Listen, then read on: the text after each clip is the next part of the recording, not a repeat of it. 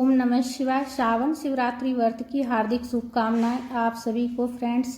भोलेनाथ की कृपा सदैव सब पर बनी रहे। पार्थिव शिवलिंग की पूजन करने से धन, वैभव, आयु और लक्ष्मी माता की विशेष कृपा प्राप्त होती है। पार्थिव शिवलिंग की पूजन करने से सभी मनोरथ पूर्ण होती है फ्रेंड्स। तो पार्थिव शिवलिंग की पूजा सरल विधि से श्रावण शिवरात्रि के दिन कैसे करेंगे, तो देखिए किसी भी गमला में तुलसी पौधा के छोड़कर, तुलसी जिसमें लगा हुआ हो तुलसी के पौधा को छोड़कर आप कोई भी गमला हो फूल पत्ती का या फिर खाली गमला हो तो उसमें भी मिट्टी भर कर आप जो है ना पार्थिव शिवलिंग का निर्माण करके पूजन कर सकते हैं सरल विधि से। और दोनों हाथ लगाकर पार्थिव शिवलिंग का निर्माण कीजिएगा, इसलिए कि हमारे हाथ में जो दोनों हथेली में जो खराब रेखा रहते हैं ना, वो रेखा जो है ना अच्छी हो जाती है पार्थिव शिवलिंग का अगर आप अपने हाथ से निर्माण करते हैं तो सरल विधि मैं आप सबके साथ शेयर कर रही हूँ फ्रेंड्स, सरल विधि और संपूर्ण विधि। तो सबसे पहले तो देखिए पार्थिव शिवलिंग का निर्माण करने के बाद अक्षत का आसन देकर हम दीपक रखेंगे और दीपक को प्रज्वलित कर लेंगे। घी हो तो घी से दीपक प्रज्वलित कर लीजिएगा, अगर घी नहीं हो तो आप तिल के तेल से भी दीपक प्रज्वलित कर सकते हैं। सबसे पहले दीपक प्रज्वलित कर लेंगे, इसलिए कि हमारी पूजा का साक्ष्य दीपक होता है। उसके बाद स्वच्छ जल में गंगा जल मिलाकर सबसे पहले हम जल से अभिषेक कर लेंगे। उसके बाद पंचामृत से अभिषेक कर लेंगे। पंचामृत में पांचों चीज़ मैं एक ही में मिला दी हूँ, दूध, दही, शहद, शक्कर और घी सभी एक में मिक्स करके उसके बाद पंचामृत से हम अभिषेक कर लेंगे। पंचामृत से अभिषेक करने के बाद जो है ना फिर स्वच्छ जल में जो गंगा जल मिलाया हुआ है उसी से अभिषेक कर देंगे। अच्छे से दूध दही को शिवलिंग पर से हटाते हुए साफ करते हुए अच्छे से जल से अभिषेक कर लेंगे।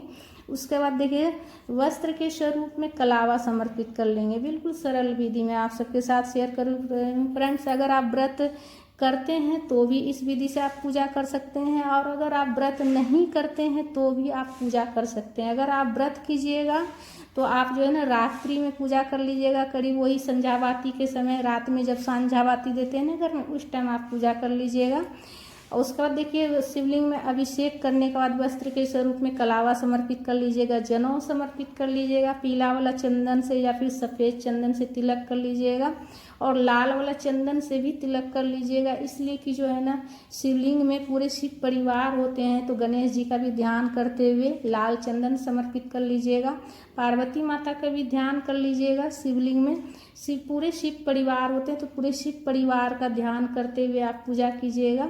तो लाल चंदन भी आप जो है ना शिवलिंग पर चढ़ा लीजिएगा गणेश जी को ध्यान करते हुए। उसके बाद बेलपत्र के ऊपर आप ओम लिख सकते हैं, राम लिख सकते हैं, अपनी मनोकामना लिख कर समर्पित कर सकते हैं। एक बेलपत्र भी कम से कम आप जरूर चढ़ाएं, एक से ज़्यादा आप जो है ना 5 भी चढ़ा सकते हैं, 11 भी चढ़ा सकते हैं, 21, 51, 108 जितना आपको मिल जाए उतना चढ़ा लीजिएगा। पुष्प समर्पित कर लीजिएगा, जिस भी कलर का फूल मिल जाए आपको समर्पित कर लीजिएगा। लाल पीला जो है लाल रंग का फूल पार्वती माँ को चढ़ाया जाता है, और भोले बाबा को सफ़ेद फूल आप चढ़ा सकते हैं, पीला फूल चढ़ा सकते हैं। आँख धतूरा का फूल मिल जाए तो वो चढ़ा लीजिएगा, नहीं मिले तो आप जो है एक बेलपत्र भी आप चढ़ाकर पूजा कर सकते हैं। सम्मी का पत्ता समर्पित कर लीजिएगा, अक्षत समर्पित कर लीजिएगा। अक्षत का दाना टूटा हुआ नहीं होना चाहिए। 1 चुटकी अक्षत चढ़ा लीजिएगा, 1 चुटकी तिल चढ़ा लीजिएगा, कमल गट्टा समर्पित कर लीजिएगा। संपूर्ण पूजा विधि मैं आप सबके साथ शेयर करूंगी फ्रेंड्स।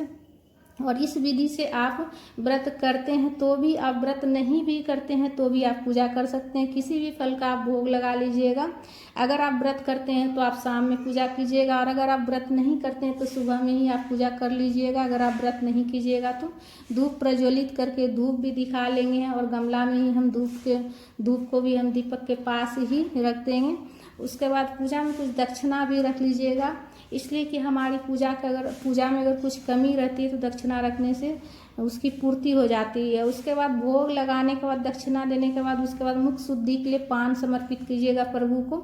1 पान ले लीजिएगा और उसके ऊपर लौंग, इलायची, फूल वाला लौंग होना चाहिए, 2 लौंग, 2 इलायची और मिश्री या बतासा आप ले सकते हैं, और सुपारी, ये सारा चीज़ रख कर प्रभु को हम जो है ना समर्पित करेंगे। पान मुख शुद्धि के लिए पान समर्पित करेंगे। भोग लगाने के बाद पान समर्पित करेंगे।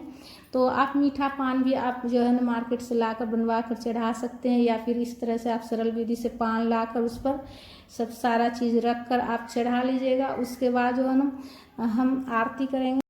आरती कपूर से भी कर सकते हैं, या फिर एक और दीपक प्रज्वलित करके उससे भी आप आरती कर सकते हैं। प्रेम पूर्वक भोलेनाथ की आरती गाते हुए आरती कर लीजिएगा। प्रेम पूर्वक भोलेनाथ की आरती गाते हुए आरती करने के बाद सीधे हाथ में जल लेकर आचमनी करिएगा। तो इस प्रकार से जो है ना आचमनी करने के बाद ही जो है ना हमारा पूजा पूर्ण होता है। तो हाथ में जल लेकर 3 बार हाथ को घुमाते हुए आचमनी करना है। तो फ्रेंड्स, इस तरह जो है ना सरल विधि से आप जो है ना सावन शिवरात्रि के दिन पूजन कर सकते हैं। और अगर आप व्रत करते हैं तो शाम में आप जो है ना संध्या बाती के समय पूजा कर लीजिएगा, करीब 7 बजे के लगभग। उसी समय गुरुदेव भी पूजा करेंगे। तो आप जो है ना शाम में 7 बजे आप सरल विधि से इस प्रकार से पूजा कर सकते हैं। और अगर व्रत आप नहीं करते हैं तो सुबह पूजा कर लीजिएगा। पार्थिव शिवलिंग की पूजन करने से सभी मनोकामना जो रहती है वो शीघ्र ही पूरी हो जाती है। जिस मनोकामना से आप पूजन करिएगा वो मनोकामना बहुत ही जल्द पूरी हो जाएगी। तो विसर्जन कैसे करना है, तो देखिए विसर्जन भी आप जब पूजा करने के बाद, जैसे कि दीपक आपका जब शांत हो जाएगा 10-15 मिनट के बाद, आधा घंटा के बाद जब शांत हो जाएगा आपका दीपक, तब आप जो है ना उसी गमले में जल से भर दीजिएगा। स्वच्छ जल में गंगा जल मिलाकर उसमें भर दीजिएगा तो विसर्जन हो जाएगा। पूजा में जो दक्षिणा चढ़ाइएगा, जैसे सिक्का चढ़ाएं उसे, और कमलगट्टा का जो हम चढ़ाएं, कमलगट्टा चढ़ाएं, उसे उठाकर आप अपनी तिजोरी में रख लीजिएगा। तो इससे जो है ना माता लक्ष्मी की विशेष कृपा होती है। तो तिजोरी और सारा पुष्प वगैरह सब इकट्ठा करके जो पान वगैरह सब एक जगह रख लीजिएगा। आसपास में कहीं गंगा नदी हो तो वहाँ जाकर आप जब भी जाइएगा तो विसर्जन कर लीजिएगा। तो फ्रेंड्स, हमारे वीडियो आपको अगर थोड़ा सा भी ज्ञानवर्धक लगा है तो वीडियो को ज़्यादा से ज़्यादा शेयर कीजिएगा, लाइक कीजिएगा, कमेंट कीजिएगा। और हमारे चैनल पर अगर नए हैं तो चैनल को सब्सक्राइब कर लीजिएगा। और कमेंट में ओम नमः शिवाय, हर हर महादेव का जयकारा जरूर से ज़रूर लगाइएगा फ्रेंड्स। और सब विसर्जन आपको जब दीपक शांत हो जाएगा तभी करना है, इस बात का ध्यान रखिएगा। जब दीपक शांत हो जाए तभी आपको जो है ना विसर्जन करना है पार्थिव शिवलिंग का। और जो है ना अगर आप पूजा करते हैं, व्रत करते हैं तो भी इस प्रकार से पूजन कर सकते हैं। और अगर आप व्रत नहीं करते हैं तो भी आप इस प्रकार से पूजन कर सकते हैं फ्रेंड्स।